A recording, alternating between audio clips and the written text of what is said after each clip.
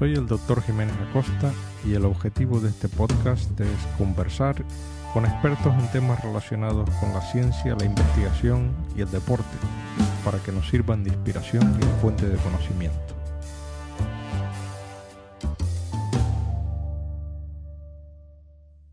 Juan Francisco Gibaja es científico titular del CSIC, del Centro Superior de Investigaciones Científicas, en el área de arqueología, y trabaja en la institución Milà i Fontanals de Investigación en Humanidades en Barcelona. Es doctor en prehistoria por la Universidad Autónoma de Barcelona, pero siempre quiero preguntarte, Juan, como a todos los invitados, por tu formación que tienes, ¿no? Y cómo fueron tus inicios, por qué elegiste esta rama de la ciencia, ¿no? La historia, la arqueología. Bueno, no sé si estudiaste historia o arqueología, o ambas, y cómo luego te centraste en el Neolítico. Bueno, la información soy historiador y después la especialización era arqueología y más bien prehistoria. Yo la verdad es que siempre me gustó la historia. De hecho, hace poco también me preguntaban sobre este mismo tema y siempre recuerdo que una de las cosas que más me enganchó para aprender historia y porque me gustaba la historia eran los álbumes de cromos. Ya como somos un poco tulliditos tú y yo, Paco, si yo recuerdo, nosotros, bueno, además ahora soy coleccionista de cromos, así que coleccionista de cromos antiguos. Y siempre había algunos álbumes de historia del siglo XX y así, no solo de fútbol, sino que había otros tipos de cromos. Y yo recuerdo de niño haber ojeado siempre aquellos álbumes de cromos permanentemente. Yo creo que eso me influenció. Sí. Y tenía muy claro que la carrera iba a ser historia, aunque a mis padres en ese momento no les gustaba mucho porque sabían que las posibilidades profesionales eran pequeñas. Pero sí, ya me decanté por la historia. Y estando en la universidad, la verdad es que no tenía muy claro por qué rama ir. Me encantaba la prehistoria, pero en ese momento, con tan joven, pues la verdad es que decías, bueno, pues ¿dónde me meto yo aquí? Y sí, al final, pues no sé si te lleva el interés o así, acabé haciendo prehistoria, inicialmente paleolítico, sí. Pero después, bueno, yendo a diversas excavaciones o así, pues acabé haciendo neolítico y sigo haciendo neolítico. Para centrar un poquito el tema, porque yo soy en estos temas un poco ignorante, me he leído algo. Por cierto, te felicito por tu labor divulgadora, que si quieres luego comentamos, y los libros que has escrito. Tienes un montón de publicaciones científicas, eso hay que destacarlo, pero además tienes una faceta de divulgador bastante importante, ¿no? Y me leí el libro tuyo que tienes sobre el Neolítico, de esta colección del CSIC, y también la que hiciste con Enrique Pérez Montero, que precisamente le he hecho un podcast a él también hace un par de semanas, y el libro ese me parece muy original, la verdad. Cómo combinar, ¿no? el tiempo que tarda la luz en llegar de varias galaxias con lo que ocurría en la Tierra en ese momento. Me parece un libro interesantísimo. Bueno, en cualquier caso, lo primero que me gustaría, para que la gente entienda, ¿no?, qué es lo que se define por prehistoria primero, y luego por las diferentes etapas, ¿no?, por el paleolítico y el neolítico. Bueno, por prehistoria habitualmente, no sé si es un término que deberíamos cambiar, pero prehistoria lo define la escritura, es decir, todo aquello que es posterior a cuando aparece la escritura es historia y lo anterior es prehistoria. Eso que nosotros, como tú bien dices, hacemos mucha divulgación, le enseñamos a los chicos y a las chicas, pero no solo jóvenes, también de cualquier edad, que si cogiéramos un reloj del tiempo, prácticamente solo los 5 últimos minutos, las sociedades humanas estamos en la historia. En esos 5 últimos minutos están los romanos, los visigodos, tú, yo, todo el resto de grupos que han escrito. Y el resto es prehistoria. Es decir, que curiosamente, en los institutos y en las escuelas, prácticamente la prehistoria no se da, acaban siendo esos 5 últimos minutos, que realmente es lo que se da a nivel de escuela y instituto, y el resto van a hacer la historia. pero en la realidad humana de la historia humana es al revés. Y después hay un aspecto que es el tema de la escritura. Bueno, mi madre era un poco analfabeta, entonces siempre pongo ese ejemplo, pues las circunstancias en las que vivieron, pues ella era prácticamente analfabeta y siempre le decía si ella estaba en la historia o en la prehistoria, porque si no escribía, ¿dónde la situábamos a esa pobre mujer? Y bueno, esto es simplemente una reflexión para decir que, bueno, que la escritura lo hemos usado como referente, pero hay muchas personas que no escriben y muchas sociedades actuales que no escriben. Es decir, Sí, que en comunidades que están en el Amazonas, por ejemplo, no conocen la escritura y por lo sí, tanto eso sí, está un poco como en la prehistoria. sí, sí. Y los periodos pues han establecido básicamente muchos de ellos a partir de la presencia de determinados homínidos, en especial cuando hablamos de periodos mucho más antiguos, básicamente en el Paleolítico. El Mesolítico se ha definido como un momento de transición. Ellos ya son sapiens, los mesolíticos ya son sapiens, y en su momento de transición son los últimos cazadores-recolectores, por así decirlo. Ajá. Y los neolíticos son las primeras sociedades productoras, es decir, son las primeras sociedades que domestican determinadas especies de plantas y animales.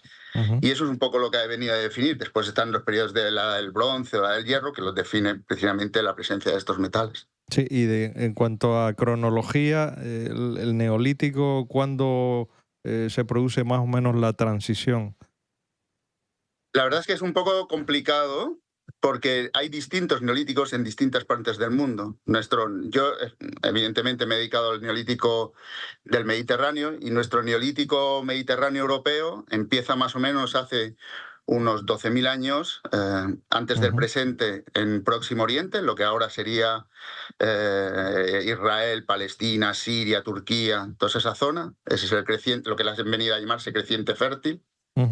Y a partir de ahí, los distintos movimientos de expansión de las comunidades en distintos momentos les llevan a ocupar toda Europa, todo el norte de África y después parte de Asia. Desde el foco de Próximo Oriente. Con lo cual, cuando en esa expansión, a medida que se van expansionando, se van moviendo, van ocupando determinados territorios en las que en esos territorios hay originalmente cazadores-recolectores. Es decir, que ellos se encuentran con sociedades indígenas de cazadores-recolectores. ¿Eso qué supone? Que cuando nosotros somos cazadores-recolectores, en Próximo Oriente ya son neolíticos. Ya. A mí una cosa que me llama la atención es que la zona geográfica del Próximo Oriente tiene un papel muy importante en la civilización, porque se dice que los Homo sapiens salieron de África por esa zona. Y hace, pues, no sé, medio millón de años o 1 millón de años o lo que sea. O menos, probablemente, ¿no? 100.000 años. Y por estas zonas donde parece ser, ¿no? Que aparecieron las primeras hallazgos de civilización ya neolítica, de que empezaron a domesticar plantas y animales, etc. Me resulta curioso, ¿no? Que sea siempre la zona esta de Irak, de Irán, de Palestina, de Israel, toda esa zona, ¿no? Sí, efectivamente. Vamos, como tú bien dices, con los momentos de neandertales y sapiens es una zona donde incluso conviven, es decir, que se encuentran, y es una zona clave para la gente que trabaja, los investigadores que trabajan en ese periodo. Esa es una zona clave, porque es un momento de conexión entre ellas, igual que es el sur de la península ibérica, porque son los últimos neandertales. Hay como zonas claves. Pero efectivamente el Próximo Oriente también se produce el proceso de neolitización allí, y después otras grandes civilizaciones como la mesopotámica y de una manera irradiada pues el imperio egipcio. Así que tienes mucha razón, ¿no? Habría que un poco pensar en algún momento por qué ese foco es tan especial, ¿no? ¿Por qué para nuestra historia humana, desde la prehistoria hasta el presente, es una zona tan especial? Y después, desde el punto de vista religioso, el cristianismo también tiene su origen ahí. O sea, es una cosa que me llama siempre la atención. Bueno, una pregunta que se me ocurre es ¿por qué tarda tanto en aparecer la domesticación de animales y de plantas. Es decir, el Homo sapiens lleva cientos de miles de años y antes también el Neandertal y otros y tal.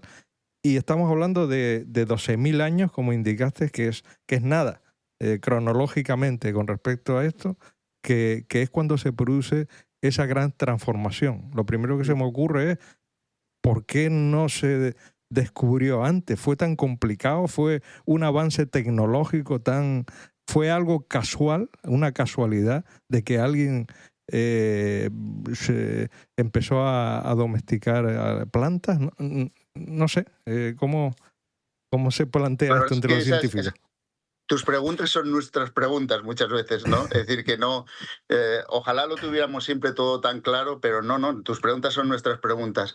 Es evidente que a nivel de historia de la humanidad, como bien dices, la aparición del Neolítico es un suspiro prácticamente, pero yo creo que habría que verlo como un proceso en el que no aparece como una secta, es decir, que no aparece de la noche al día y las sociedades empiezan a domesticar, sino que es un proceso muy largo.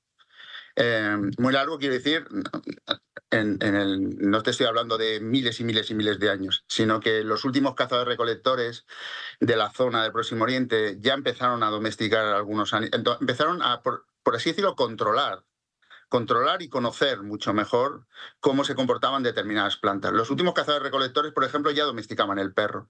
Es decir, ellos ya sabían que controlando determinadas especies, que probablemente eran mucho más gregarias, mucho más tranquilas, es decir, que me refiero a los animales, ellos sabían que perfectamente que ya el perro lo habían domesticado y probablemente eso fue una herencia que les permitió un poquito más adelante empezar a controlar determinados animales. No todos los animales, evidentemente, pero sí que la observación les ayudó a que con el tiempo ese control se convirtiera en domesticación. Y lo mismo pasaría con las plantas.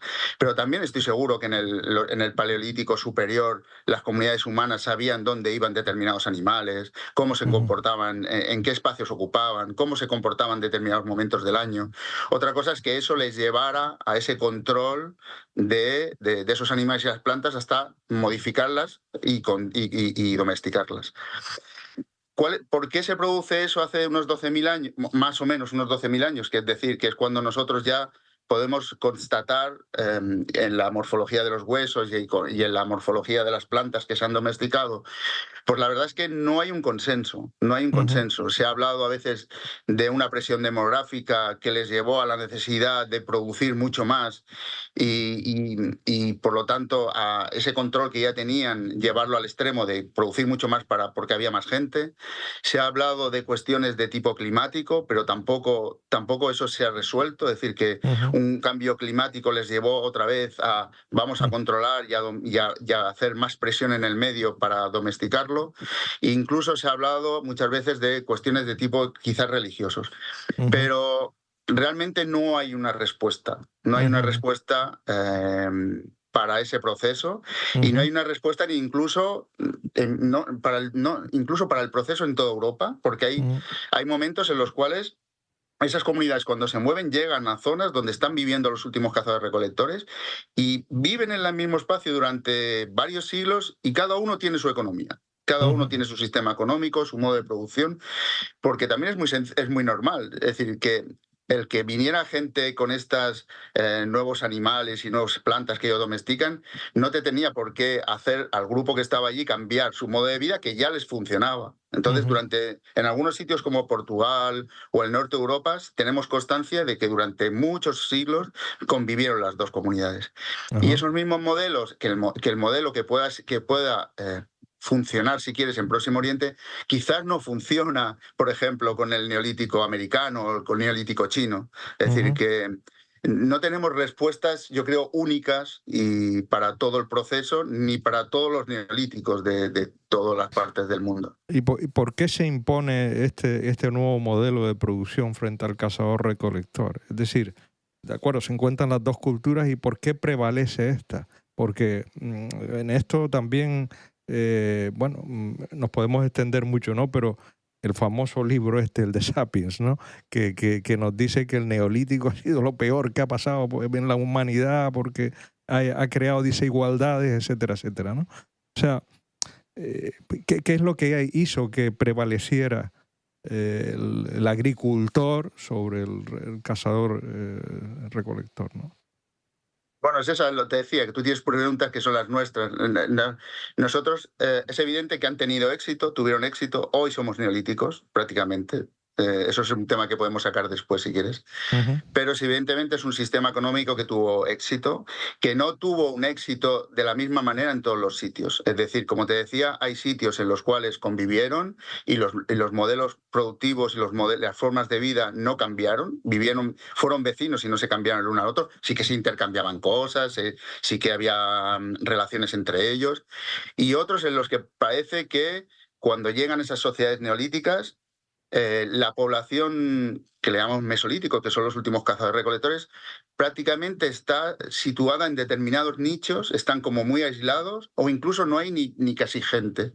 Uh-huh. No sabemos por qué. Sabemos, por ejemplo, en Italia o en España está sucediendo que cuando llegan los neolíticos, la gente del neolítico, los agricultores y pastores, esos últimos cazadores-recolectores están en las zonas alpinas, en las zonas altas, en algunas islas, pero no hay una gran extensión de población, por así decirlo.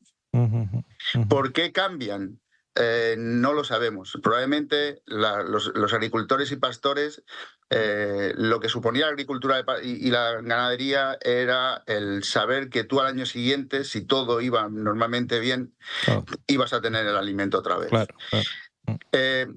No sé, ahora no recuerdo lo que hice mucho el Sapiens, lo leí hace bastante tiempo, pero creo que el neolítico tiene sus cosas malas y sus cosas buenas. Es Eso igual que ser un cazador. En eso quería Un cazador un poco, recolector tiene sus eso cosas es. buenas y sus cosas malas. Uh-huh. Es decir, el neolítico tuvo la posibilidad, efectivamente, de ese control, te permitía que al año siguiente tú tuvieras tu comida, por así decirlo. No dependías de un cambio climático y que te tenías que mover rápidamente, o no te dependías de si esos años había mayor productividad marina, cosas de ese estilo.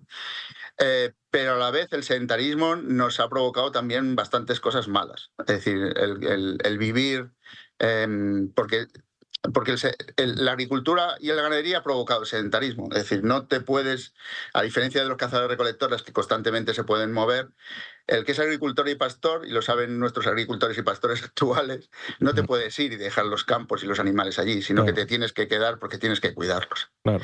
Eso supone que tienes que vivir en una zona donde tú vas a vivir con animales. Eso va a provocar normalmente enfermedades. Claro. Hemos tenido una pandemia hace poco y lo sabemos perfectamente lo que supone vivir con animales. Sí. Y después de tener el alimento que los agricultores generan, que es básicamente esa agricultura de cereales, te genera también bastantes problemas, especialmente de salud bucal. Es decir, que tienen bastantes azúcares y nuestras caries están bastante provocadas por ese tipo de cosas. Probablemente tú sabes mucho más que yo de eso, evidentemente. Sí. Uh-huh.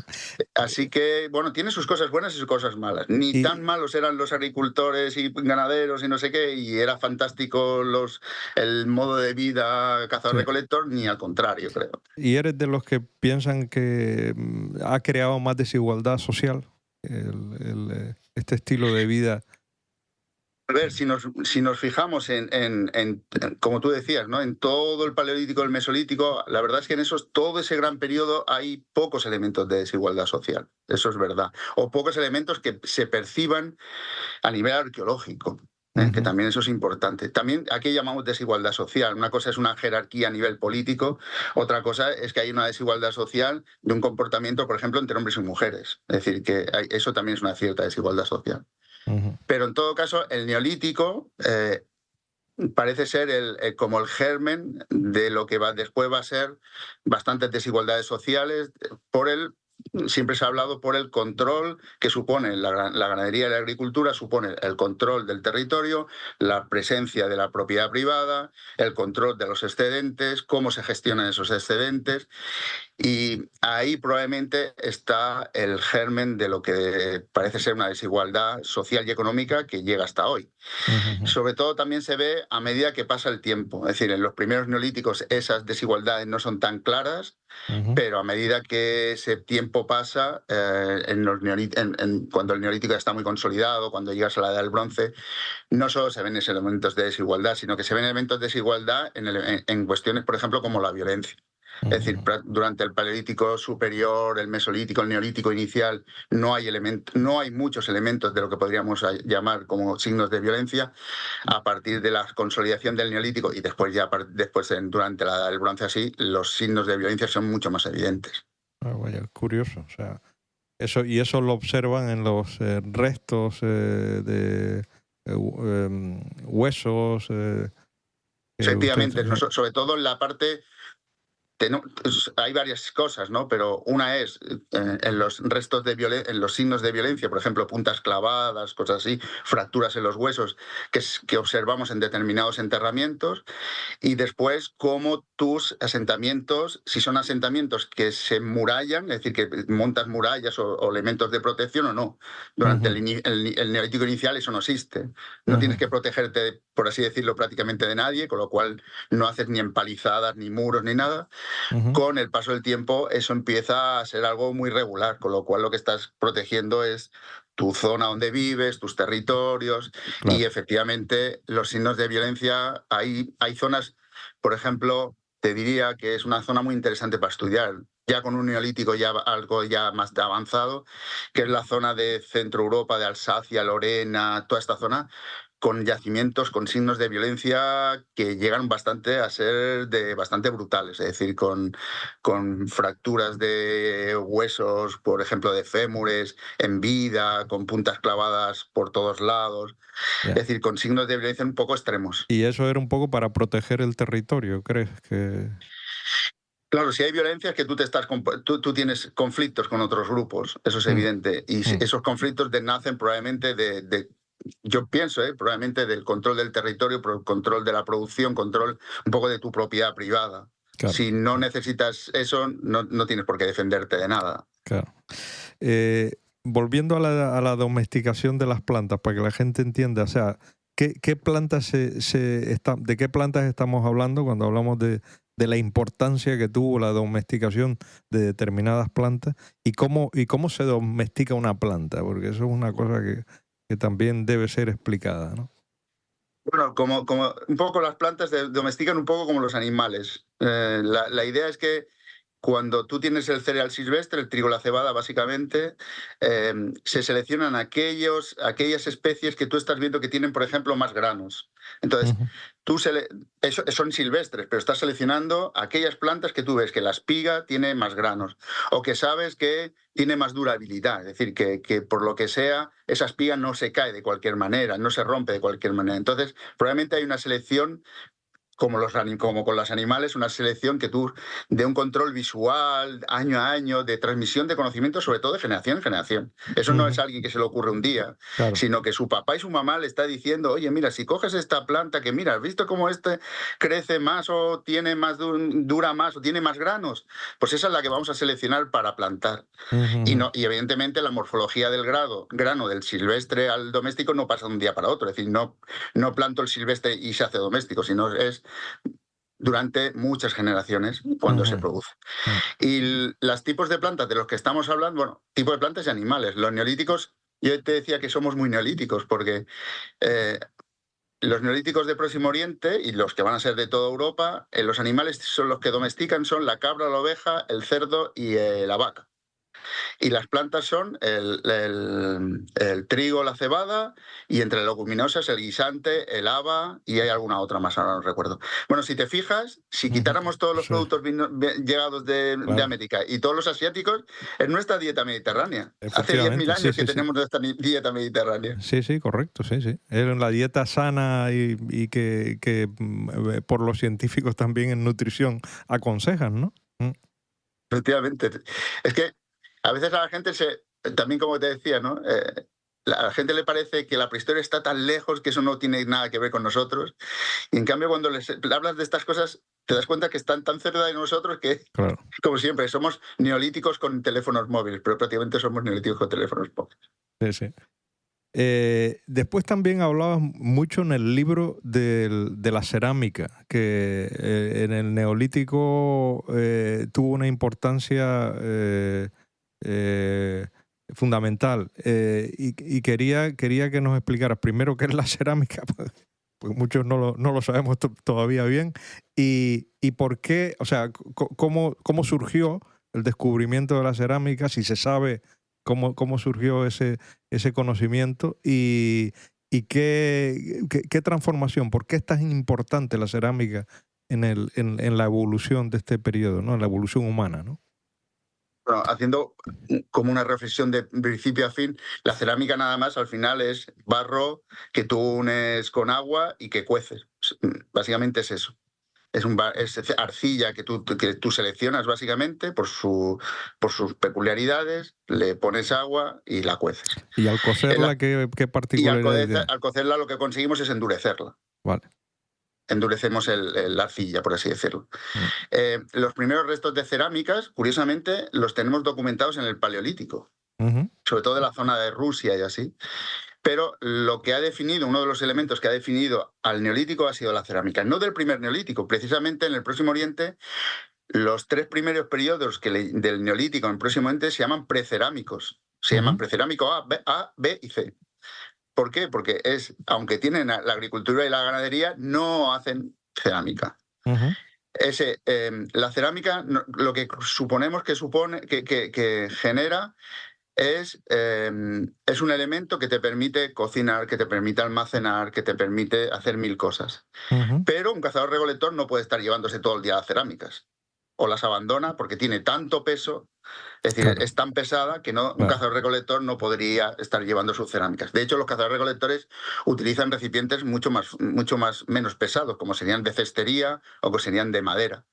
¿De acuerdo? Pero la cerámica es algo muy pesado para un cazador-recolector si la tiene que estar trasladando.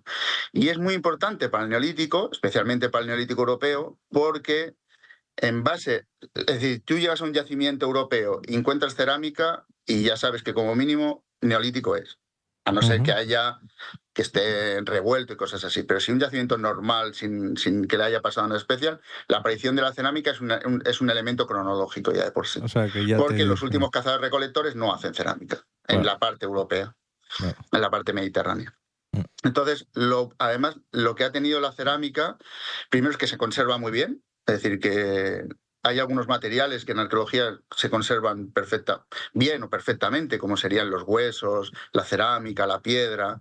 Otros se conservan muy mal, como serían la madera, la cestería, entonces ese tipo de cosas.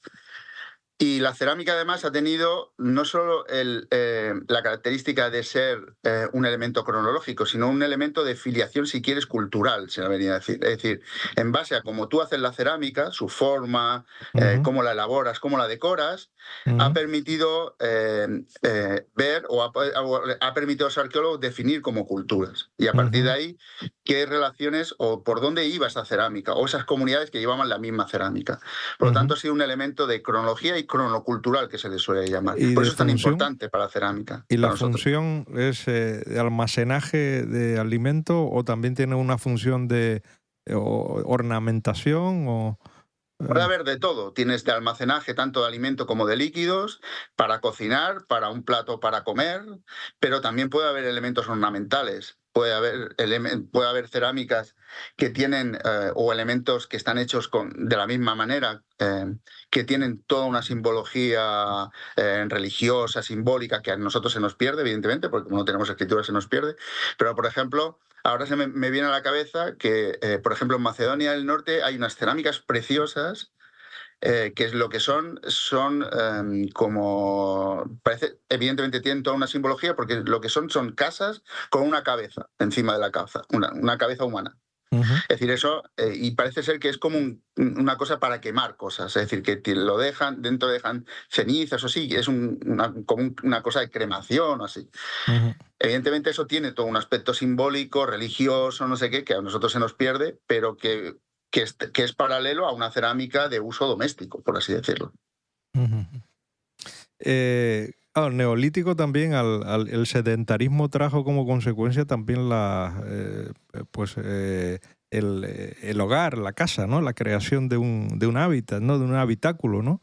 Sedentario, o sea, que todo esto, o sea, es a raíz de, digamos, de la domesticación del animal y de la planta y de la persona, pues ser sedentaria, pues ya se organizan poblados de alguna manera, ¿no? Efectivamente, mientras los cazadores-recolectores tienen pequeños poblados que se mueven constantemente y se mueven en base a sus recursos, a los recursos que ellos van explotando, también los cazadores-recolectores no pueden tener un gran número de personas, tienen que tener un control de esa población, porque es tan peligroso tener muchas personas para un cazador-recolector como tener pocas. Es decir, que no se les puede disparar el equilibrio entre los recursos que ellos van a cazar y obtener con la población. Cuando llega la agricultura, es lo que decíamos, ¿no? Eso ya, ese desequilibrio sí les da lo mismo, por así decirlo. Es decir, que tengo más gente, pues cultivo más o crío más animales. Y les genera el estar en la casa. Las casas, evidentemente, no tienen nada que ver con una casa de cazador-recolector. La casa del cazador-recolector es una casa movible. Es como tienes que moverla, tiene que pesar poco. En cambio, la casa ya del agricultor y el pastor tiene que tener sus muros y así empiezan las casas como si fueran nuestras casas. Y las casas también van cambiando de morfología en el tiempo, en el Neolítico. Es decir, que tú puedes tener casas más o menos pequeñas, más o menos grandes, cuadrangulares, redondas. Y lo que es más evidente en el Neolítico es la acumulación de población. Esa acumulación de población hace que cada vez esos grupos que viven en pequeñas casas cada vez sean más población y más grandes. Y puedes encontrar yacimientos como Çatalhöyük, que tiene pues decenas de casas, ¿no? Eso supone también que en algún momento, si la cosa se desequilibra, una parte de la población se tiene que ir. Probablemente ese es uno de los elementos que explica por qué se expansiona la gente del Neolítico. No es porque decidan, ay, mira, me quiero ir a otro sitio que no conozco, sino que probablemente es, en algún momento, una parte del grupo se disgrega por alguna razón y una puede ser esa, ¿no? De un desequilibrio a nivel poblacional y una parte se tiene que ir, porque no hay producción para todos, por así decirlo. ¿Cuáles son los restos de casas más antiguos que se conocen? ¿Y en qué zona? ¿En qué zona? Los vuelves a tener en Próximo Oriente, claro. En Próximo Oriente es donde tienes las casas más antiguas, hechas con adobe, con barro y paja, es decir, que ellos hacen sus muros. Y a medida que esas poblaciones se mueven, también llevan sus modelos de casa. No solo llevan sus modelos de cerámica, de instrumentos, no solo llevan sus animales y sus plantas que van a domesticar en los nuevos territorios que ocupen, sino que también llevan sus modelos de casas. Entonces, uno puede percibir que las casas, por ejemplo, y que van cambiando en el tiempo, porque también hay cambios en los grupos. Es decir, que la gente no hace una repetición siempre durante generaciones y generaciones de las mismas cosas. Pero tú puedes ver que las casas de Próximo Oriente se parecen mucho más a la zona griega o la zona de Macedonia del Norte y cada vez se parecen menos a medida que nos alejamos del punto de origen. ¿Y qué pasa con los continentes que en ese momento no fueron explorados? Por ejemplo, vamos a ver, el Neolítico aparece ahí, pero ¿aparece en varios sitios a la vez a lo largo de los años o aparece de ahí y se va expandiendo? Por ejemplo, en América, ¿no? Cuando se descubre América habían poblaciones ya de agricultores y ya habían domesticado también ellos. Entonces, ¿cómo? O sea, aparecieron... O sea, el Neolítico tenía que aparecer por narices y en alguna población apareció antes y en otra después, o fue que... Efectivamente. Sí. Efectivamente, lo que no aparece en el mismo momento en todos sitios, sino que aparece en distintos momentos, pero es verdad que en América, cuando se llega a la descubrimiento de América, allí hay sociedades ya neolitizadas o sociedades en las que también es que hay una súper amplia variedad. Es decir, hay grupos que te puedes encontrar que prácticamente toda su producción es doméstica, es decir, es de animales y plantas domesticadas, y otros grupos que tienen solo una parte domesticada. Es decir, que son cazadores-recolectores con una parte domesticada. Ya, entiendo, sí. Pero, por ejemplo, en América, todo lo que es plantas como el maíz, el tomate, ellos ya empiezan su domesticación con sus plantas, pero evidentemente no parece haber una conexión entre los distintos, al menos entre entre distintos puntos. Por ejemplo, con el neolítico del Mediterráneo no debería haber habido ninguna conexión con Claro, el neolítico claro, de claro, América, y de hecho hay bastantes diferencias. Ya no solo en el hecho de que las plantas o animales sean diferentes, claro. sino en todo el proceso, por así decirlo. Pero es verdad que, como tú decías en la primera pregunta, ¿no? ¿Por qué hemos pasado tantos miles de años y de pronto algo pasa Claro, que en el Mediterráneo aparece en el 12.000, en el otro aparece en el 6.000, en el otro... ¿no? Es claro, como...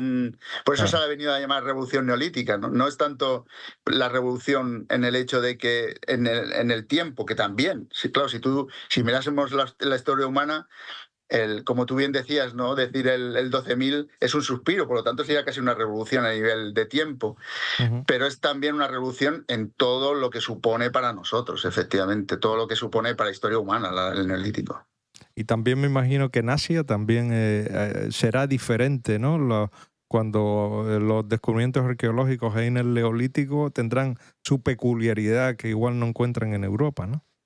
Efectivamente, en la zona china, que esta ya controlo bastante menos, es muy diferente, o hay una neolitización, incluso en la zona africana hay una neolitización muy clara que tiene su origen en el Próximo Oriente, que es el neolítico del norte de África, pero después en la zona central hay un neolítico que es como si fuera por su cuenta. Y que probablemente ahí sí que en algún momento debió haber contactos norte-sur, pero dices, bueno, aquí, ¿por qué ha aparecido este neolítico de aquí de pronto?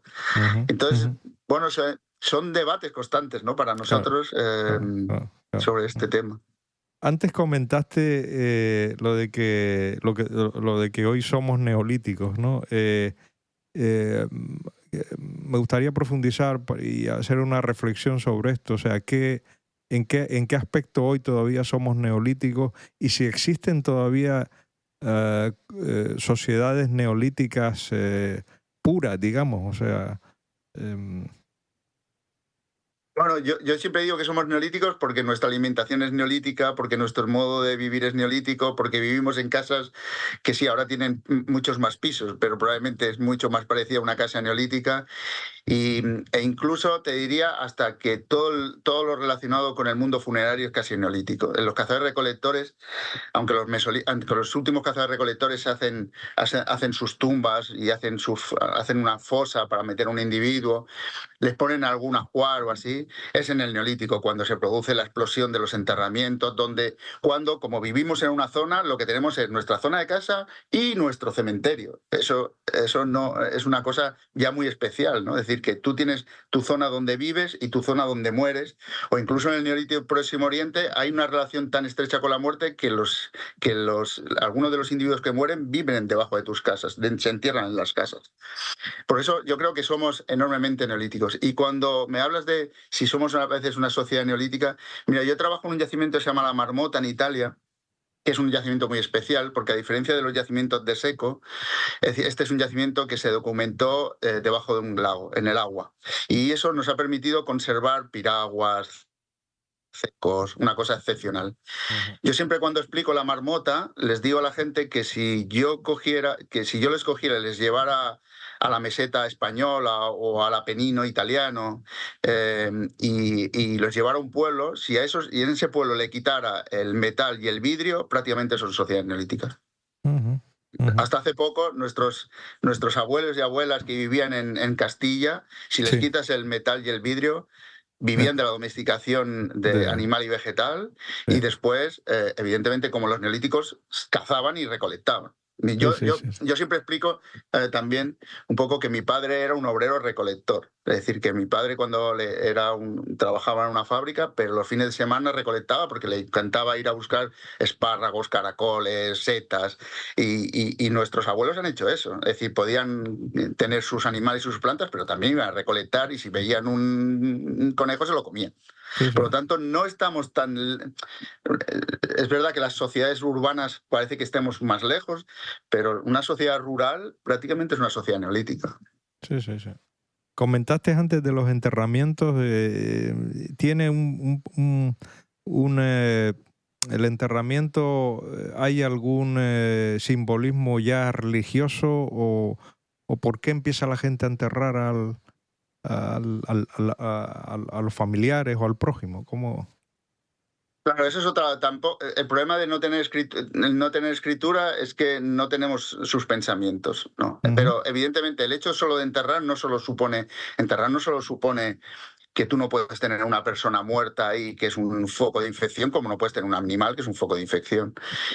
Pero el hecho de que determinadas personas se entierren, de que tú les pongas ajuares, de ajá, que les entierres con otras personas, que a veces son incluso de la misma familia, ujú, o como te decía en Próximo Oriente, ¿no? Que tú tengas una zona de tu casa en el que en un rincón dejas los cráneos de todos tus antepasados.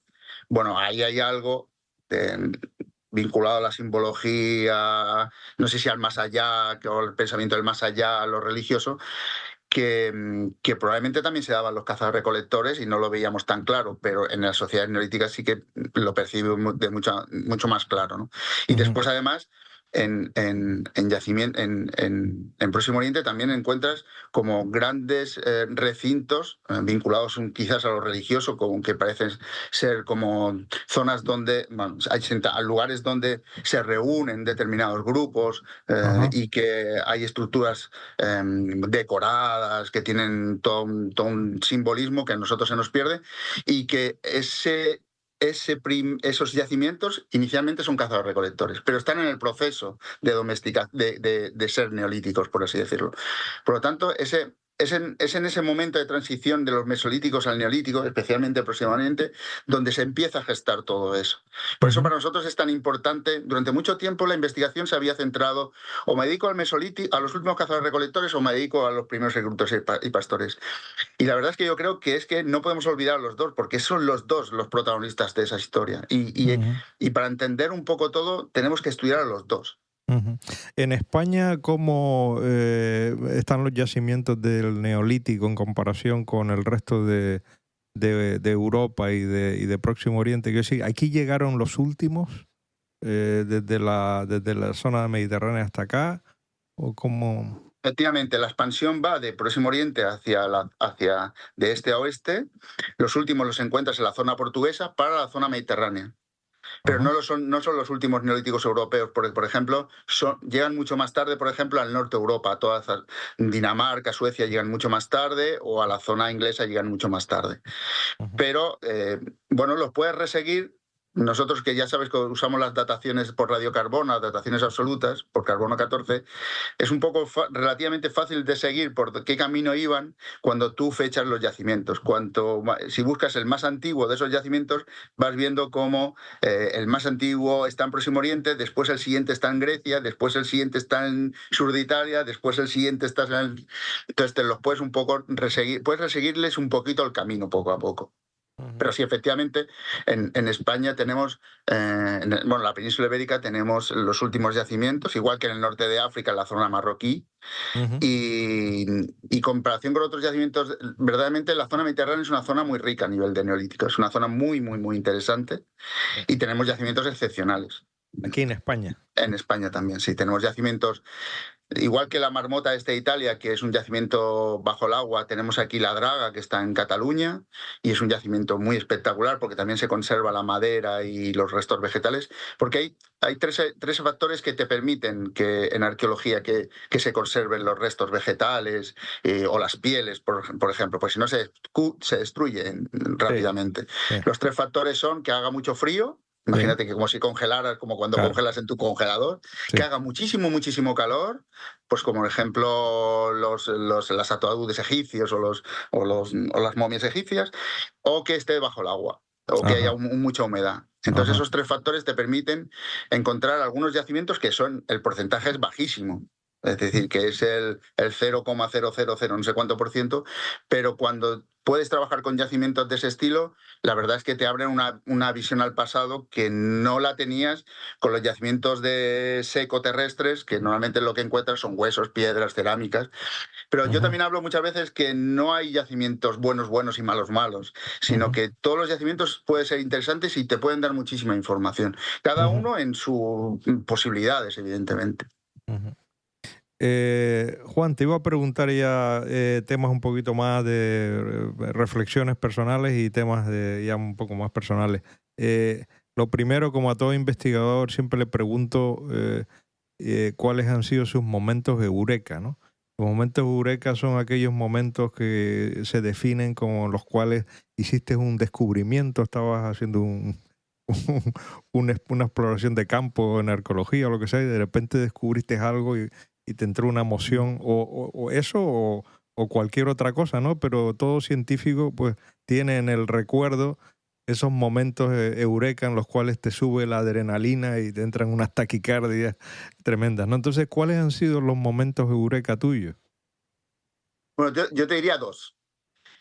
El primero era cuando era bastante, empezaba en esto, estaba en un yacimiento de neolítico ya bastante consolidado aquí en Cataluña, y excavando me encontré con el primer enterramiento. La primera vez que yo excavaba un enterramiento neolítico.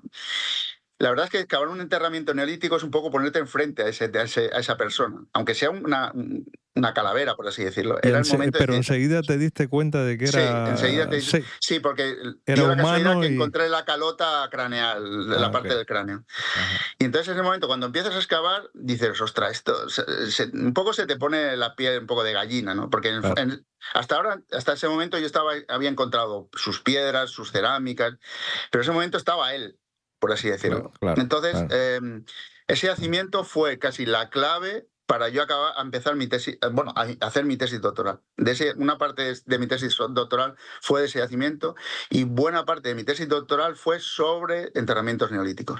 ¿De qué Es decir, año, que yo creo, de qué antigüedad era ese pues en el caso enterramiento? en este caso, de este periodo que yo trabajaba aquí, son unos 4.200 más o menos antes de Cristo. Es Ah, decir, ok, unos 6.200 antes del presente, más o menos. vale. Y ese fue, yo creo, una primera cosa de reflexionar sobre que yo creía que los enterramientos me podían dar mucha información, y acabé haciendo una tesis sobre ese tema. Y el segundo fue con este yacimiento de la Marmota. Es decir, el yacimiento de la Marmota, yo lo conocía puntualmente, no era muy conocido porque apenas se había publicado, y un día solicitamos visitarlo, y está en un museo de Roma que se llama Museo de la Civiltà. Y cuando yo entro en la exposición de la Marmota, lo primero que veo son 3 piraguas, una de ellas que tiene casi 11 metros, que te puedes imaginar que es como un minibús. Empiezo a ver todos los materiales de la Marmota, que son hoces enteras con sus mangos, sus cestos, sus cuerdas.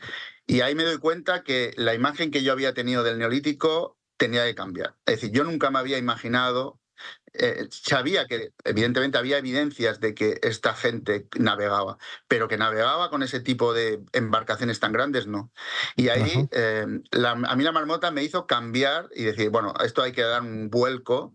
Ujú. Y afortunadamente tuvimos la suerte de, gracias a otro colega que es Mario Mineo, que era en ese momento conservador del museo, poder trabajar y poder dirigir un proyecto sobre ese yacimiento, del cual estamos sacando ahora constantemente artículos y libros. Pero para mí esos son los dos momentos casi que han marcado un poco mi investigación arqueológica, claro. Dijiste que la marmota estaba debajo del agua. La Eh, Marmota está en un lago, se llama el lago di Bracciano, que está a unos 35 kilómetros de Roma, y ese es un yacimiento que está en un lago volcánico, es decir, es un lago volcánico. Las sociedades neolíticas vivían en el borde del lago. En un momento determinado, que no sabemos por qué, que estamos investigando, el lago sube de nivel y ellos tienen que huir. Y ahí se queda, se llena de agua, se llena de claro, sedimento rápidamente, claro. y por una casualidad, a finales de los 80 se descubre algo súper excepcional, que son todas sus casas, todas sus piraguas, Pero sus cestos. sigue debajo del agua el yacimiento. El yacimiento sigue el 75% debajo del agua. Sí, Vaya. sí. Es una cosa que nosotros no queremos tocar más por ahora, porque hay tanto material por estudiar que no vale la pena, por así decirlo. Ahora mismo sería a excavarlo, aparte que es carísimo excavar un yacimiento bajo el agua. Claro, Sería aumentar el monstruo, si quieres decir, para estudiarlo, ¿no? claro, Pero, bueno, dejamos el 75% para los próximos investigadores. No hace claro, falta que nosotros lo claro, investiguemos todo claro, tampoco. claro, efectivamente. Hay mucho material ahí. Mira, quería preguntarte por tus mentores, digamos, o aquellas personas que han influido en tu carrera, gente que quisieras destacar o que te inspiraron de alguna manera en tu Ajá. labor de investigación, ¿no? Es que, claro, ya uno empieza a ser un poco talludito, entonces se han pasado por nuestras vidas, nos ha pasado mucha gente que ha influenciado mucho. Bueno, yo empecé básicamente con un profesor de la Universidad Autónoma de Barcelona, que era Rafael Mora, que con él trabajé los inicios de yacimientos paleolíticos, y yo creo que con él aprendí un poco los fundamentos de una excavación arqueológica, todo lo que está relacionado con la investigación arqueológica. Pero después yo creo que hay como 2, 3 personas que me han influenciado sobre todo en la parte teórica. Una es Asunción Vila, que trabajó fue directora durante mucho tiempo del centro donde estoy. Su marido, que es Jordi Estevez. Investigadores que se les suele llamar de la arqueología marxista americana, como Lucho Lumbreras. Es decir, toda una gente que como que ha percolado en ti poco a poco, ¿no? Y que tú te das cuenta con el tiempo que cosas que dices como que tú ya las habías oído, que se te ha quedado en la memoria, ¿no? Y después, bueno, claro, por tu vida pasan un montón de, no solo compañeros que trabajaban contigo, ¿no? Sino que te facilitaron casi poder tener una beca. Yo trabajé 5 años en Portugal y siempre me acuerdo de un colega como Nuno Bicho o como Antonio Carballo, que fueron gente que confió en ti y decir, bueno, oye, ¿por qué no te vienes aquí? Y confiamos en ti, ¿no? Pero ha pasado mucho. Y también, y no solo la gente que son como profesores tuyos, yo he aprendido mucho de los estudiantes o los investigadores que están conmigo, con los predoctorales. Es Ajá. decir, de esos también aprendes cada día. Y Claro. después, como tú decías, de la divulgación también me ha hecho aprender muchas cosas, ¿no? Es decir, que la divulgación, a veces tenemos sensación de que, como eres el investigador, bueno, tus ideas son maravillosas y a veces un niño con síndrome de Down te da una idea maravillosa que tú no habías pensado. Lo que te quería preguntar al respecto es eso, porque he visto que en la divulgación sueles centrarte además en grupos minoritarios, por llamarlo de alguna manera, un poco desarraigados socialmente. Me gustaría saber qué tipo de grupos son especialmente a los que te has dirigido y qué has aprendido de ellos. O sea, qué es lo que te ha llamado la atención que no pensabas que has podido descubrir algo dando divulgación a este grupo de gente que te ha llamado la atención. Nosotros empezamos casi por casualidad hace ya unos 11 años a hacer divulgación científica y la verdad que nuestro objetivo siempre era, bueno, a nosotros nos gustaría llegar a todo el mundo. Es decir, salir de nuestro centro de trabajo, es decir, de nuestro cubículo en el que cada día vamos y en el que es como una urna de cristal en el que tú apareces, pero nadie conoce. Por ejemplo, nuestro centro está en un barrio muy especial de Barcelona, que es el barrio del Raval, en el que la gente no sabía qué hacíamos en ese centro. Es decir, que estábamos absolutamente ausentes de la Claro, gente. claro. Entonces nosotros casi por una casualidad empezamos a trabajar en el barrio del Raval. Ahora hacemos divulgación por muchos sitios, pero empezamos ahí y la primera sensación que uno tenía es que siempre venía la misma gente. Siempre venían familias con los hijos, normalmente catalanes, y decíamos, bueno, pero si este que es un barrio con mucha inmigración, ¿por qué no vienen los inmigrantes? Entonces a partir de ahí empezamos a hacer una red de contactos. Eso fue como el neolítico, muy poco a poco, en el tiempo. Y empezamos a hacer sobre todo también proyectos divulgativos que no solo estuvieran dirigidos a esos colectivos, sino a otros colectivos que por 1000 razones no se acercan a la ciencia. Y Ujú. actualmente trabajamos con inmigrantes, con gitanos, tenemos proyectos en cárceles, trabajamos con chicos, tenemos un proyecto precioso con chicos que están en tratamiento oncológico y que no pueden salir durante meses y que un día estás muy fastidiado, están cabreados con la vida porque es normal. Bueno, si ese día vas y les enseñas algo de arqueología y no sé qué, pues eso ya me vale. Pero también hemos trabajado con personas con Alzheimer, con personas con discapacidad intelectual. Todos esos siempre te dan algo muy especial. Es decir, Sí, a sí. mí ya ha llegado un punto que yo no concibo mi investigación sin mi divulgación. Qué No la interesante. concibo. Ah, De hecho, tu podcast es un sistema de divulgación. ujú, ujú. Sí, son Sí, podcasts como los tuyos, te permite que un claro, investigador llegue a gente que claro, realmente no había pensado quizás que el neolítico podía claro. ser interesante para escuchar. Por lo Exactamente. tanto, podemos ser desde algo como muy mayoritario, como es YouTube o un podcast o así, Sí. hasta grupos muy minoritarios que por muy diversas razones nunca se acercan a la ciencia y que no es una Y, cuestión es una cuestión de derechos. Es decir, que esas personas tienen los mismos derechos a disfrutar de la ciencia como cualquier otro. Y ¿Y por eso has notado en esas personas receptividad? mucha Mucho, receptividad. sí, sí. Nosotros, yo siempre digo que, por ejemplo, con las personas con síndrome de Down o con discapacidad intelectual, si quieres, o en general, vamos, es el amor en el máximo sentido. Es decir, yo Agradecidos a que tú les... absolutamente agradecido. Es decir, por ejemplo, especialmente los chicos y chicas con síndrome de Down son enormemente cariñosos. Son enormemente cariñosos, te abrazan, te besan. Yo siempre digo que cuando ha llegado un punto de que te abrazan, te besan, te dicen que vengas, que ven con nosotros, enséñanos esto, enséñanos lo otro, eso es mejor que el mejor de los artículos en la mejor revista del mundo de ciencia. Y, por ejemplo, aunque pueda parecer lo contrario, por ejemplo, con los chicos que están con tratamiento oncológico, también. Es decir, si conseguimos que durante una hora esos chicos no estén pensando en eso y te den la mano y le digas, oye, gracias porque me lo he pasado bien, o las personas que están en régimen penitenciario, que nadie piensa en ellos y que ese día tú les llegas y les dices, oye, pues mira, voy a hablar de prehistoria. Y te hacen, y eso nos ha pasado, te hacen al final un pasillo y te dan todos la mano, te dan abrazos, oye, ven otro día, por favor, ven a explicarnos más cosas. Bueno, ese es un agradecimiento que a nosotros nos llega mucho y que pensamos que igual vale la pena hacerlo. Interesante. ¿Y te ha costado mucho llegar a estos colectivos o te han dado facilidades? Hay que picar muchas puertas. Yeah. Al principio siempre son un poco como... Yo también los entiendo, ¿eh? Es decir, cuando tú hablas con los responsables, lo primero que algunos piensan es, bueno, este tipo, ¿qué me está vendiendo a mí este señor? ¿Por qué viene este señor que debe estar con su investigación? Claro. Entonces algunos piensan, siempre, después a posteriori me lo han dicho, yo pensaba que tú lo que nos venías es a pedir dinero, ¿no? Claro. Y después, bueno, después ya se generan, lo bueno que se generan con estos grupos es que hay mucho el boca a boca. Entonces, claro. entonces le dice, como ellos también están en múltiples redes de asociaciones, entonces les dicen al otro, oye, a mi asociación viene un grupo de arqueólogos, llámales que seguro que vienen. Y entonces se ha creado una red tan amplia que ahora es difícil, es decir, somos poquitos trabajando en este grupo, somos como 3 o 4 personas, pero no nos llega, no damos abasto ahora mismo para todas las actividades que tenemos que hacer. Qué bien, qué bueno. Bueno, no quería acabar sin hablar, como siempre, de la investigación en España.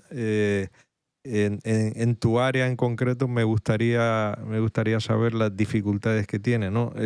Siempre se ha dicho que España es un país que, ya decía Ramón y Cajal, de literatos y artistas, pero de pocos científicos, ¿no? Y nosotros no nos incorporamos realmente a los siglos de la Ilustración y a los siglos que fueron sobre todo nórdicos, alemanes y anglosajones, ¿no? Quizás por la religión probablemente. Bueno, el caso es que todo eso, claro, así es como ha ido y aunque hemos avanzado mucho en investigación, seguimos teniendo muchos defectos, ¿no? En tu experiencia larga como investigador, ¿cómo ves la investigación en España y qué defectos crees, cómo podríamos mejorarlo? ¿Cuáles serían tus reflexiones? Wow, es una pregunta complicada. La verdad es que yo creo, seguramente otros investigadores que han hablado contigo habrán dicho un poco lo mismo. Creo que hay una parte que es la consolidación, hay muy poca consolidación. Y yo creo que deberíamos un poco, quizás el podcast es una forma también de denunciar, ¿no? Es decir, yo me he encontrado con investigadores de otros países que están deseando que los españoles vayan a sus centros. Uh-huh. Primero porque yo creo que tenemos algo especial los mediterráneos, eso sí, te lo digo sinceramente, creo que tenemos algo especial. Sí. Pero hay otra cosa que a veces un poco también me enfada, ¿no? Que es, vienen a sus centros porque nosotros toda la formación les damos a coste cero. Es decir, nosotros desde la primaria, la secundaria, la universidad, llegamos a los centros de Estados Unidos que les ha costado cero. Ese señor les ha costado a sus arcas públicas cero. Claro. Entonces, es decir, por una parte es que valoran nuestra investigación, pero por otra parte dices, ostras leches, es que os salimos a coste cero. Claro. Y efectivamente la consolidación es lo peor. Es decir, encadenar becas, pequeños contratos, años que te quedas sin no sé qué, sin ninguna ayuda. Eso es mal vivir, especialmente, hombre, a los que somos hombres va mal. A una mujer todavía creo que todavía es peor. Todavía la situación es peor. Y también hay una cosa importante, bueno, yo aquí añadiría 2 cosas si me das un minuto más, y claro. es que yo en mi caso, gran parte de lo que yo he podido hacer ha sido gracias a que tiene un apoyo familiar. Es decir, mi investigación no sería mi investigación sin el esfuerzo que han hecho mis hijos y mi mujer por mí. Claro. Yo muchas veces les digo que les tengo que pedir gracias y perdón a la vez. Claro. Porque tú imagínate cuántas veces hemos viajado, cuántas veces ha debido quedarse mi mujer cuidando de esos chicos. Claro. Entonces, nuestras medallas deben ser sus medallas, porque gracias a que ellos han hecho ese esfuerzo, muchas veces dejando incluso a lo mejor sus sueños, solo pensando en nuestros sueños. Y después hay una cosa muy importante que es el tema de la divulgación. Y en este sentido también te viene aquí el aprecio por tu trabajo. Si la gente no entiende que la inversión de dinero público es importante para la investigación, es decir, votará a aquellos grupos Correcto. que no valoren la investigación. Correcto. La gente puede entender perfectamente investigar en cáncer, investigar en la pandemia, pero no va a entender por qué un tipo se dedica a investigar una canoa de hace 8.000 años del Neolítico. Correcto, sí. Y solo es a través de la divulgación, de distintos puntos de la divulgación, en que la gente pueda entender, ostras, pues eso también es importante para el día a día. Y que presione al político para invertir en ciencia, porque no es gastar en ciencia, es invertir. Esto es una inversión. Efectivamente. Y si la gente no reclama eso, pues el político obviamente no lo va a hacer, ¿no? Eso es una cosa... Efectivamente. Juan, quería preguntarte por tus aficiones personales. ¿Qué haces aparte de la investigación? ¿A qué te dedicas? ¿Te gusta algo de música o eres deportista o tienes alguna afición como puedes ver, he dejado de ser deportista hace tiempo. Antes era bastante más deportista, pero he dejado de ser deportista. Ahora me gusta mucho pasear, eso es verdad. He decidido que durante el día, como mínimo 1 hora, 1 hora y media, me tengo de que desconectar. Mi cabeza tiene que dejar de estar en otras cosas. Como te decía también al principio, bueno, tengo una afición que es la colección de cromos. No es que me lleve mucho tiempo tampoco, es una cosa casi aficionada. Y yo creo que como todo el mundo, pues un buen rato de música, un buen rato de lectura, un buen rato de una película, pues somos... Muchas veces la gente piensa, como decía, ¿no? Como la divulgación es que te enseña muchas cosas, pero mucha gente piensa que los científicos debemos hacer cosas rarísimas. Siempre decir que somos muy normales, que somos tan normales como la demás gente, ¿no? Claro.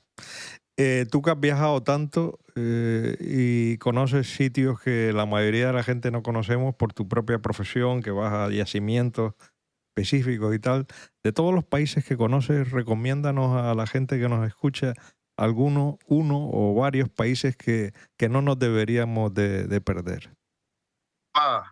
Es que yo me enamoro mucho de los países donde viajo. Siempre voy con una actitud muy positiva, como decir, bueno, viajo a un sitio nuevo, tengo que disfrutar. Y disfrutar significa visitar, comer, meterme en la gente con la que trabajo.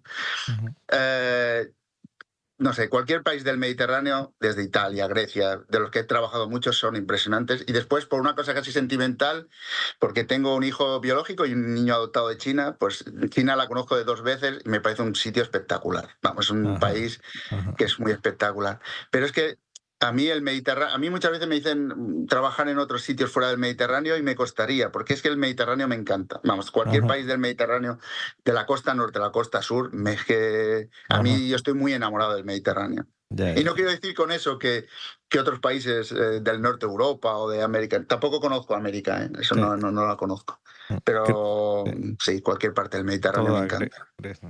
Y por último, ¿algún libro, hay algún libro que suelas recomendar que te haya marcado, un libro de estos que te haya inspirado, que suelas regalar a tus amigos, que nos puedas recomendar? ¿Tienes alguno en mente?